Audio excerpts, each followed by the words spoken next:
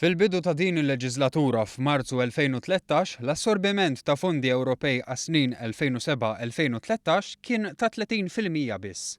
Fondi li l-assorbiment tagħhom issa laħaq il-81% u sal-aħħar tas-sena, jiġifieri t-tmiem għall-użu ta' dawn il-fondi, mistenni jaqbes id-90% fost l-olarati ta' assorbiment fl-Unjoni Ewropea.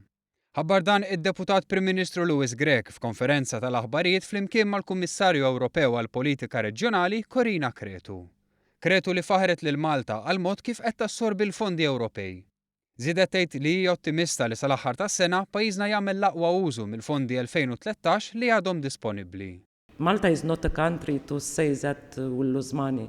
So we have, if you make the comparison in Europe, I think Malta, you should be proud about that. All the citizens of Malta, that Malta is doing so well.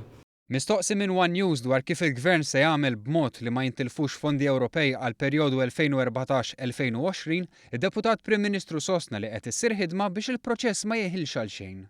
Għaldaqstant il-proċess għall-aċċess ta' fondi Ewropej mistenni jitħaffef b'inqas burokrazija, iktar riżorsi, iktar speċjalizzazzjoni u koordinazzjoni aħjar. Dwar il-programm 2014-2020, id-Deputat Prim Ministru saħaq li saret ħafna ħidma biex tissaħħaħ il-kompetittività u l-istimolu tal-investiment, l-inklużjoni soċjali fosthom l-iżvilupp tal-kapital uman, kif ukoll l-ambjent minn diversi aspetti. Qal li kmien is-sena d-dieħla se jitnieda proġett ta' żvilupp sostenibbli li se jiswa mal-25 miljun euro u li se jseħħ fil-Port il-Kbir. We will choose an area which will address the upgrading of the social housing, which will stimulate business activities and would also preserve and valorize the cultural dimension.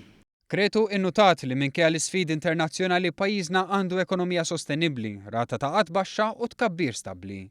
Tinsab sodisfatta wkoll li l-imsieħba soċjali kienu involuti fid-disinn tal-programm ta' fondi li ġej.